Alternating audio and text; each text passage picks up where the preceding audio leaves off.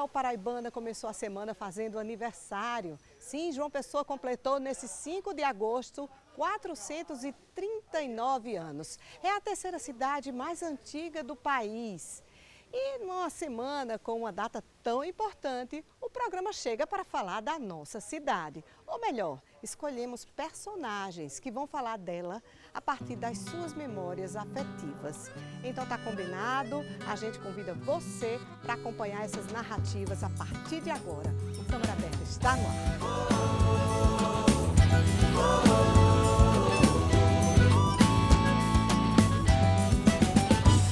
Eu sou do paraíso da Cássia, da arte da contumácia, sede louca de viver. Meu coração tá no meio da lagoa, do centro de João Pessoa, e vim cantar pra você.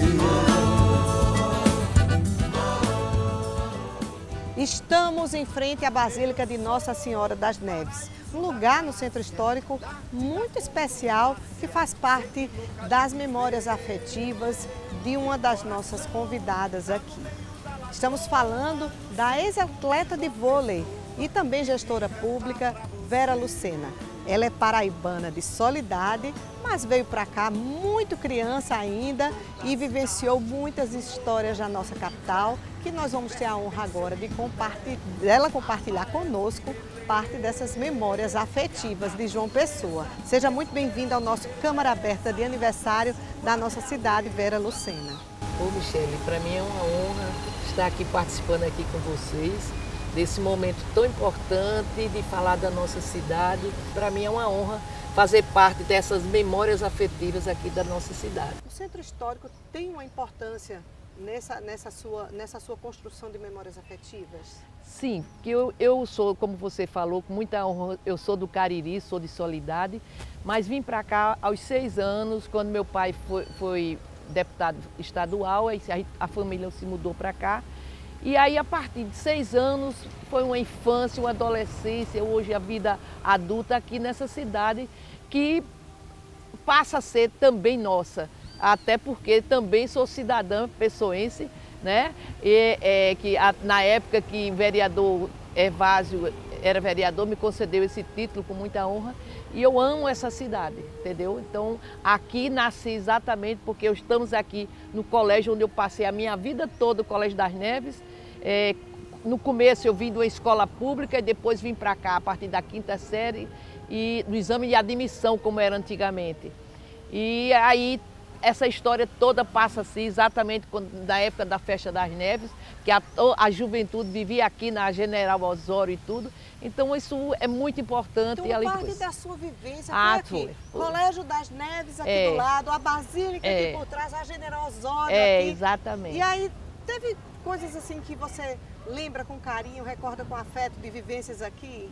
Olha, antes de falar da vivência afetiva aqui, eu digo a você que eu daria um programa o dia todo para eu dizer minhas memórias afetivas aqui de João Pessoa. Até porque eu fui gestora pública na época do programa do leite, onde a gente viveu essa cidade toda, onde era distribuído leite em todas as áreas.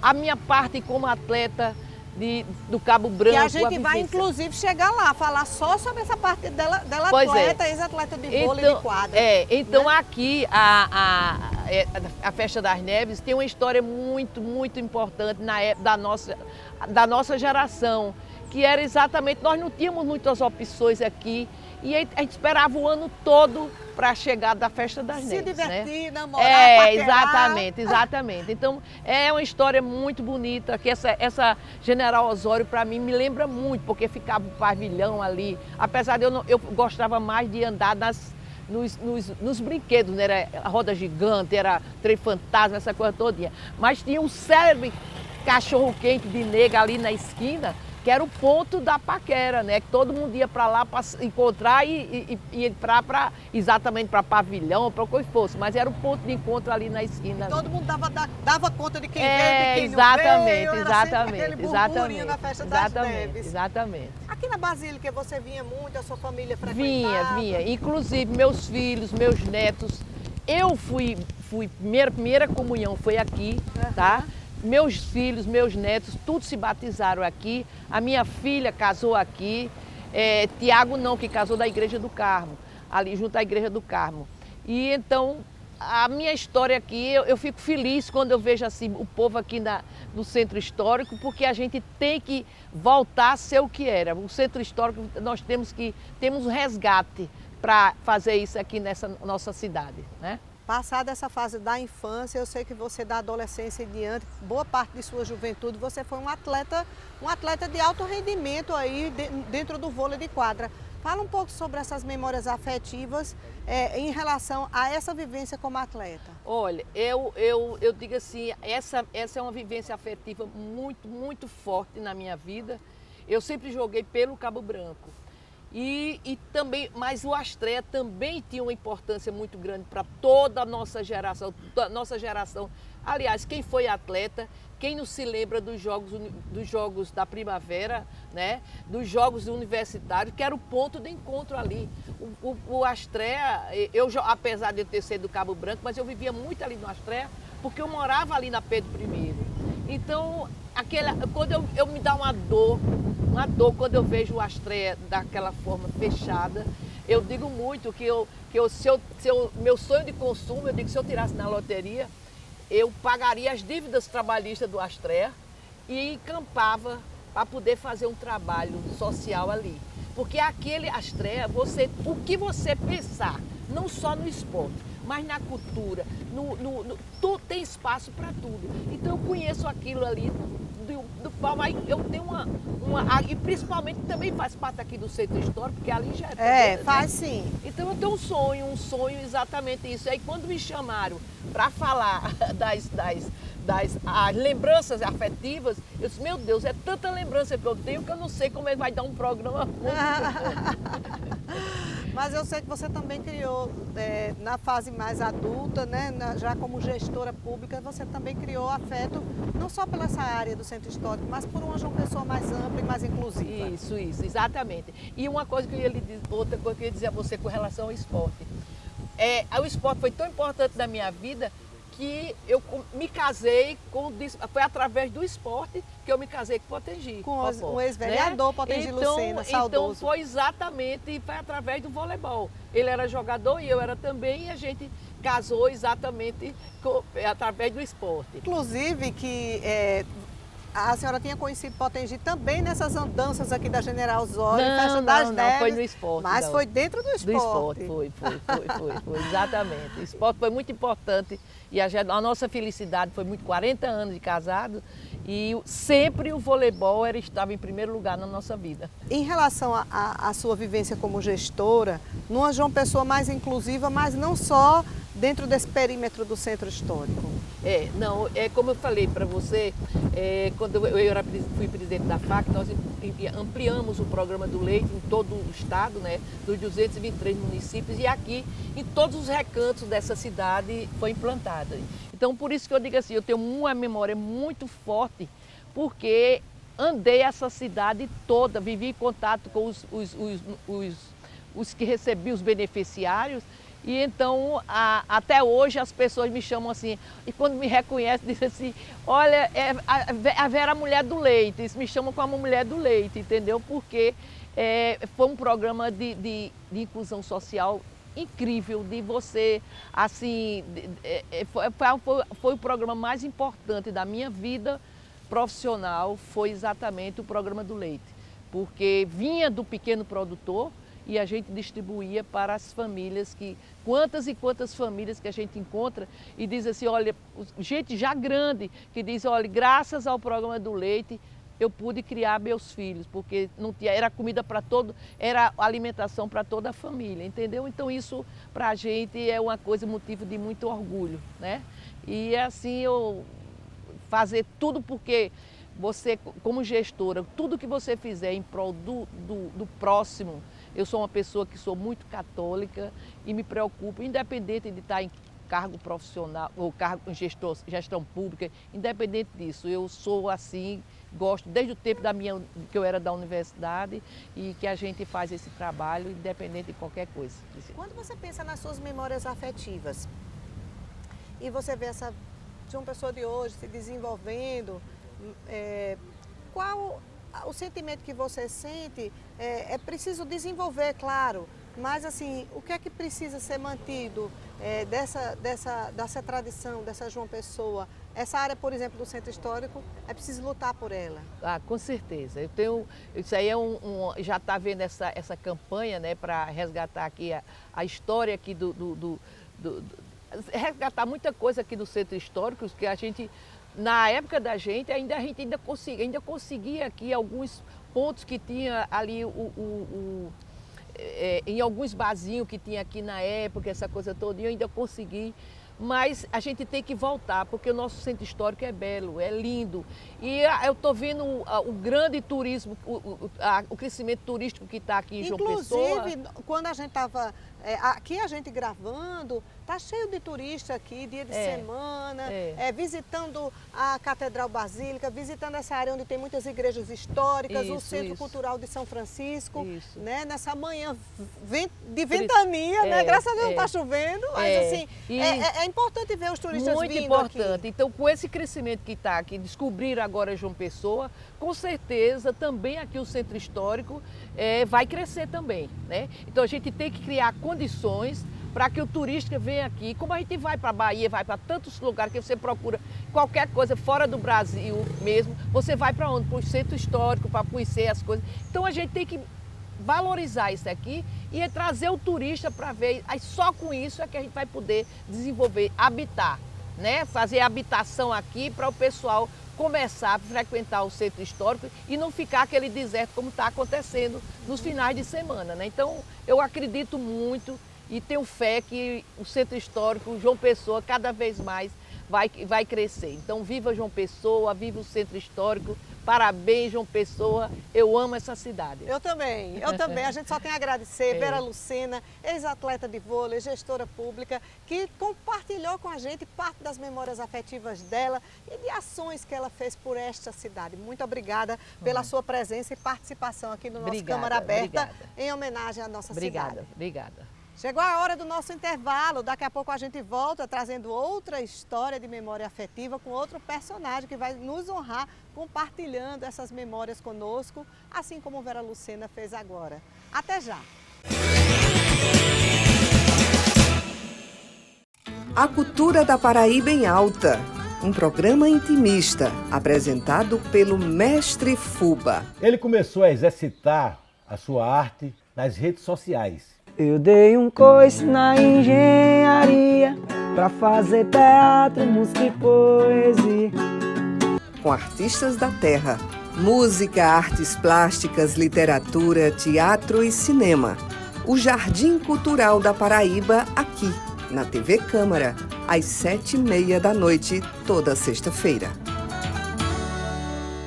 Aqui tem Emenda Cidadã.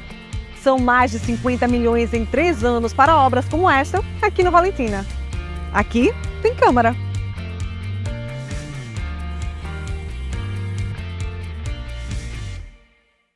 Se apronte para votar. A tal da biometria não tem erro nem segredo. Ela reconhece a gente pela pontinha do dedo. Biometria é a identificação digital que usamos para votar. Não cadastrou a sua? Calma. Mesmo sem ela, você consegue votar. Basta levar um documento com foto no dia da votação. Com ou sem biometria, exerça a cidadania. Justiça Eleitoral, a justiça da democracia. Estamos no bairro de Miramar para saber um pouco mais das memórias afetivas de uma das autoras desse livro. Bairro do Miramar, sua história, seus moradores. Vamos conversar com a jornalista Messina Palmeira. Ela é paraibana, nascida em Monteiro, veio de Patos com a família, mas desde pequenininha morou aqui no bairro do Miramar. Messina, seja muito bem-vinda ao nosso programa especial em homenagem ao aniversário de João Pessoa. Obrigada, Michele. Falar do Miramar é falar de tudo que é bom. Miramar abriga, né, a minha família desde a década de 1960, quando aqui chegamos para morar neste bairro querido. E é claro que boa parte das suas memórias afetivas dessa cidade residem neste local, não é, Messina? Com certeza. A partir da igreja de Nossa Senhora de Fátima, né, que teve como primeiro padre Eurivaldo Caldas Tavares, tudo aqui remete à minha infância e adolescência. Você frequentava muito com sua família essa igreja? Muito, Michele, porque tinha as missas, né, aos sábados à noite, então todos os jovens, às vezes vinham paquerar, mas Padre Eurivaldo já passava logo um carão e a gente ficava bem comportadinho. Então, Miramar é tudo isso e muito mais. O que é que você guarda de recordação assim, afetiva daquele Miramar, daquela época, da tua infância e adolescência? Olha só, principalmente o Clube Cabo Branco. Como disse uma vez Elba Ramalho, que Campina Grande deu a ela régua e compasso, o Clube Cabo Branco também deu aos moradores do Miramar régua e compasso. Porque no Cabo Branco nossos horizontes se ampliaram, porque a gente via coisa nova, cantores, inclusive Roberto Carlos, que esteve no Cabo Branco. A gente viajava sempre representando o Clube Cabo Branco, que teve como grande presidente Damásio Franca. Damásio foi realmente um divisor de águas. Ele era apaixonado por João Pessoa, apaixonado pelo Miramar e, claro, pelo Clube Cabo Branco. Então, desde pequenininha, sua família levava você para as atividades do clube, assim como os demais moradores que eram sócios, porque naquela época precisava ter uma sociedade lá com o clube, não é isso? Exatamente. Meu pai, que era apaixonado por natação, a exemplo também de Dr. Pedro Paletó, que foi o primeiro médico que fazia exame. Você sabe, Sibeli, quando a gente ia para a piscina, você passava antes, né, pelo exame, o médico. Se você tivesse alguma coisa na pele, você esperava, ficava em quarentena, né? Mas nós íamos para a matinal, tinha matinal, a matinê, o jantar dançante e, claro, né, as grandes festas do clube que começavam com o Réveillon e os bailes de carnaval que eram maravilhosos. Toda a cidade, no outono, no inverno, veste bem seu rito terno, amarelo de beleza. E a natureza, exuberante beleza, mostra sua realeza para o mundo todo ver. Eu sou da terra onde o sol nasce primeiro. E Messina era a rua da sua casa, né? Da sua vida. A rua Padre Aires. Padre Aires foi um padre que morava em Pocinhos. Foi ele que deu o nome à rua. Minha gente, estamos na rua Padre Aires, então.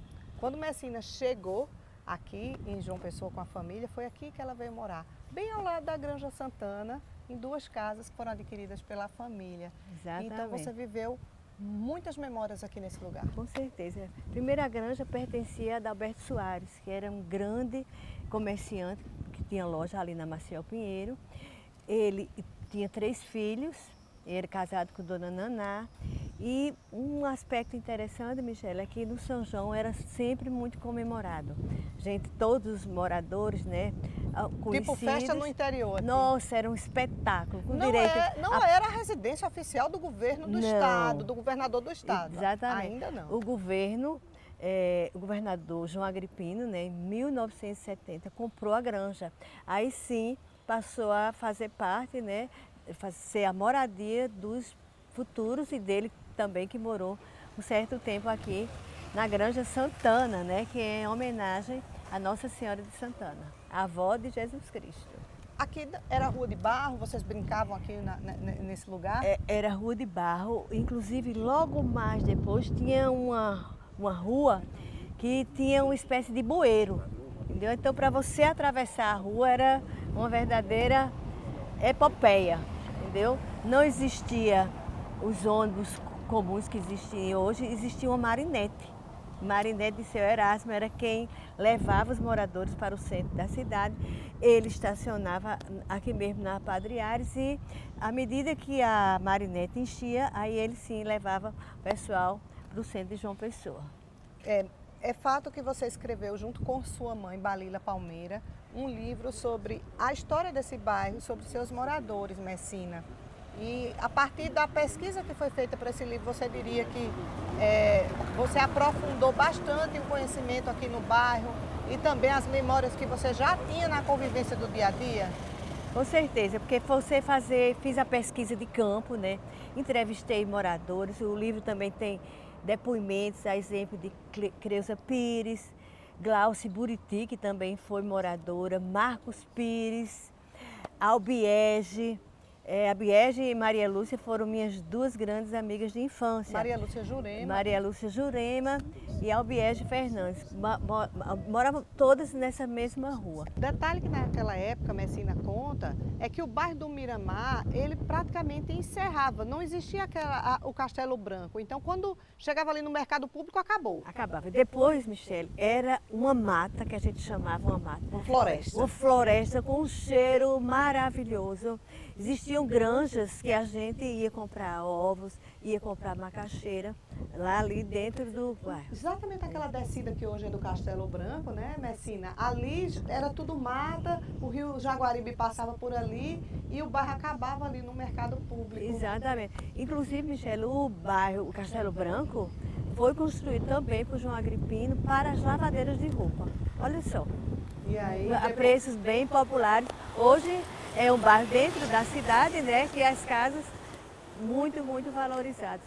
Então, vivenciar o Miramar é sentir cheiro de jambo, de tamarindo, né? E também o registro, né, que é que tinha muriçoca a dar com pau. Eu ia falar isso, porque a gente passou pela Praça das Muriçocas, porque muita gente conhece o bairro hoje, na contemporaneidade, por causa do Bloco Muriçoca de Miramar, que surgiu por causa dessa história de que o bairro tinha muriçoca mesmo. Muita, muita, muita.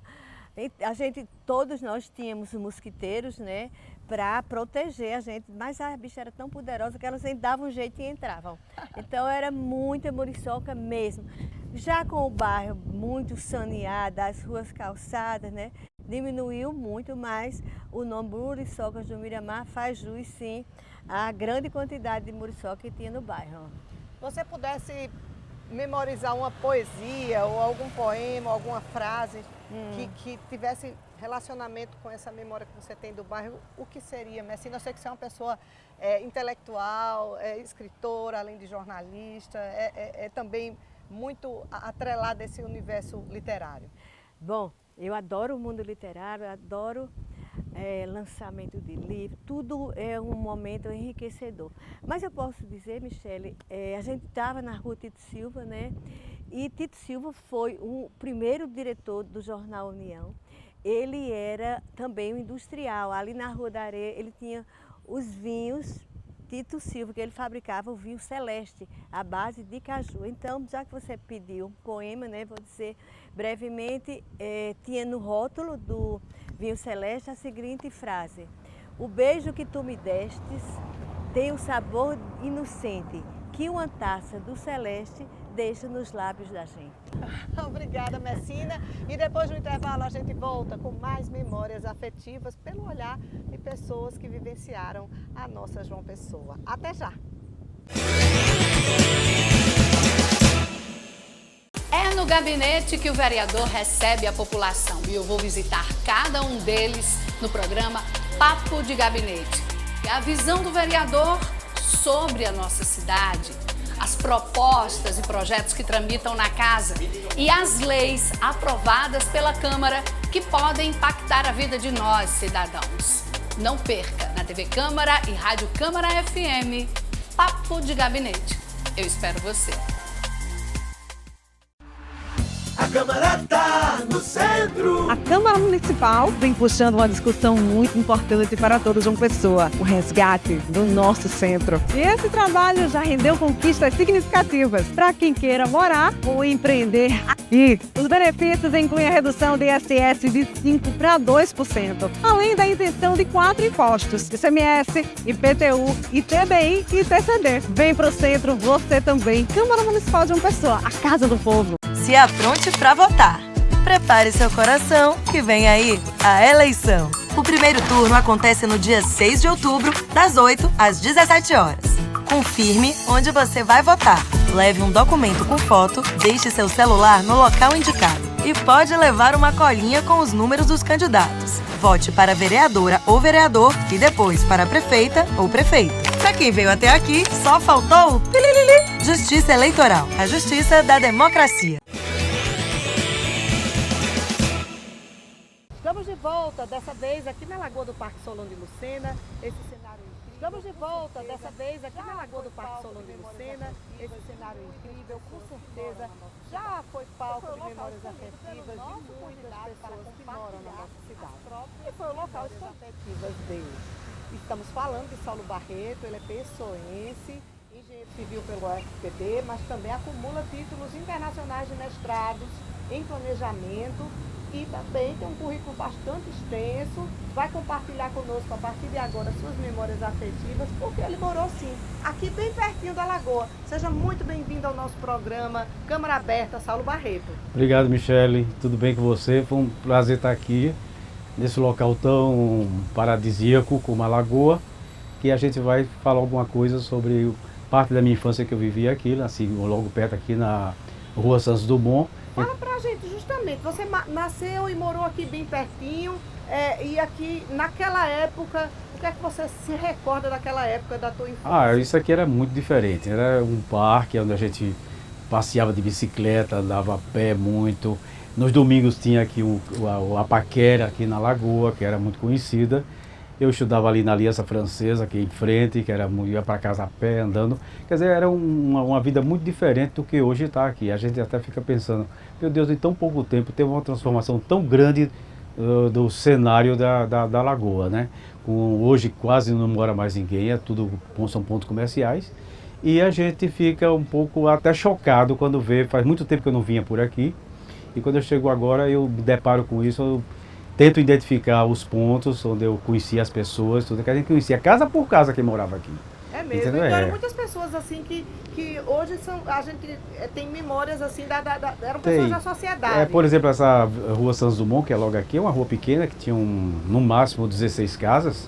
Aí moravam Marcos Souto Maior, que foi presidente do tribunal, desembargador, o escritor José Otávio de Arruda Melo, os von Zosten, que era o cônsul honorário da Holanda na Paraíba, com Regina von Zosten. Tinha o famoso, um morador que era muito famoso, que era chamado Manuel Rei do Fumo, que era seu Manuel Magalhães. Então são pessoas que fizeram parte da economia e da sociedade da Paraíba que moravam aqui. Esse era um lugar que as famílias vinham? Só famílias. Aqui no parque, em torno da Lagoa, justamente na época que eu vivi aqui, foi a parte que começou a mudar, que a João Pessoa descobre o mar. Entendo. Então a cidade, eu me lembro que a gente ia veranear, passava 3 vezes na praia, se despedia como fosse para a Europa. Daqui da Lagoa lá para a praia. A gente vai, ia e não voltava mais, ficava lá o tempo todo, no Cabo Branco, no Tambaú. E aí os primos iam, ficava aquela festa toda. E aqui ficava praticamente fechado. Quando a gente voltava, eram 2 cidades completamente separadas. E depois, com o advento do desenvolvimento do Tambaú, da Orla, João Pessoa praticamente se muda todo para lá. E nessa mudança... Já tinha Epitácio Pessoa, Saulo? Já tinha Epitácio Pessoa. Nós fomos nessa leva também, fomos e não voltamos mais. Muitas pessoas, né? Muitas pessoas. Assim, a característica aqui em torno da Lagoa se transformou de residencial para comercial. Exato. Tanto é que nossa casa é uma casa que a gente vivia, toda a família nasceu por aí. Hoje é um ponto comercial, eu não sei nem como é o nome mais, mas é uma loja bastante conhecida. Quer dizer, toda a rua, quando eu passo por lá, me dá até um frenesi, assim, porque eu conheço as casas, mas estão todas descaracterizadas, entendeu? Já existiu o Cassino da Lagoa, que faz parte aqui desse cenário? O Cassino da Lagoa acho que é centenário. O Cassino da Lagoa sempre foi chamado de cassino, sempre foi uma referência no turismo receptivo de João Pessoa, como também tinha do outro lado o que fazia o contraponto com o cassino, que era a churrascaria Bambu. A churrascaria Bambu, a lendária churrascaria Bambu, que muito frequentada pela sociedade, que infelizmente desapareceu tragicamente assim dentro do cenário por um incidente que houve e as atividades foram encerradas, mas era uma das cozinhas mais tradicionais da Paraíba, era a churrascaria Bambu. O bom de Saulo é que ele tem memórias afetivas também de outras partes da cidade, porque foi uma pessoa que transitou, como ele mesmo disse, foi morar lá na praia depois, e também transitou pela sociedade. Compartilha com a gente um pouquinho dessa outra etapa que foi acompanhar esse desenvolvimento lá na orla. Também foi. Isso aí nós fomos para... Teve uma questão, meu pai sofria muito de asma e o médico aconselhou que seria melhor na beira-mar. Então, sobre esse pretexto, isso que a minha mãe diz, era o pretexto para a gente se mudar definitivamente para a praia e para a melhora da saúde do meu pai. Assim nós fomos, foi meio traumatizante no início, porque a gente estava acostumado muito com aqui, tudo era relacionado no centro da cidade. Lá era tudo muito longe. Tudo muito longe, muito longe, e a gente teve que se adaptar a isso. Mas era muito interessante. Eu me lembro que a gente morava aqui, eu até contei para o menino lá, que meu pai sempre foi uma pessoa de muito para frente do tempo dele. Então, quando eram poucas casas que tinha aqui, telefone, nós tínhamos telefone na casa, eu me lembro do número, eram 4 dígitos somente, 1202. E a gente ligava, a pessoa, olha, me chame Dona Marli Martins, que era uma famosa boleira de João Pessoa que morava aqui, mas a casa da Dona Marli estava assim a uns 800 metros lá de casa. Então a gente saía para chamar a Dona Marli para atender o telefone, aí a Dona Maria ia tomar banho, trocar de roupa, para vir atender um telefone lá. E a pessoa ficava lá na linha ou ficava na linha, esperando. E a pessoa como era? A Dona Marli chegava, puxava uma cadeira, sentava e vamos conversar. Então era assim, coisas muito peculiares que a gente tinha que dividir com a sociedade, esses benefícios, por exemplo, o telefone. Inclusive está comigo o telefone. Eu fiquei guardando como uma lembrança da nossa casa. Entendeu? Então, outra coisa, papai também, chegou a televisão, não tinha televisão a cores, era tudo preto e branco, na mudança. A gente botava um papel assim colorido na frente e ia vir a rua todinha assistir televisão lá em casa. A gente estava jantando e as pessoas chegando para ver meia hora de televisão só. O negócio assim, era muito simplório. Me lembro que era uma televisão, parece que é TV Jornal do Comércio de Recife, passava. E isso fica na memória da gente, é muito interessante. Os laços que a gente tinha com os vizinhos era uma coisa muito familiar, era quase que uma grande família, que hoje não existe mais. Eu morei agora 23 anos num condomínio fechado lá no Altiplano, eu não conheço nenhum vizinho lá, saí. Essa semana eu fui por lá e disse, não tenho nenhuma saudade, não deixa, porque mudou muito o conceito de moradia, de vizinho. Aquele relacionamento que existia não existe mais. A questão da segurança também interfere muito. As pessoas são muito também, individualistas, né? entendeu? E a própria transformação digital transportou as pessoas, às vezes, mais para um convívio online do que para aquele convívio que uma lagoa naquela época das décadas passadas proporcionava. Exatamente. Então, e depois desse Covid, dessa pandemia que nós tivemos, que as pessoas se enclausuraram mais ainda, ficaram muito dependentes do telefone, que piorou muito, é um divisor de águas. A gente não sabe muito bem agora, mas daqui para frente a gente vai sentir as diferenças que isso aconteceu na vida de todos nós. Você é uma pessoa que transita muito dentro do universo turístico, já assumiu cargos de gestão nisso aí. Como é que você olha João Pessoa, olhando para essas memórias afetivas de como ela era e essa expansão turística toda? Apesar disso, ainda somos considerados um povo acolhedor.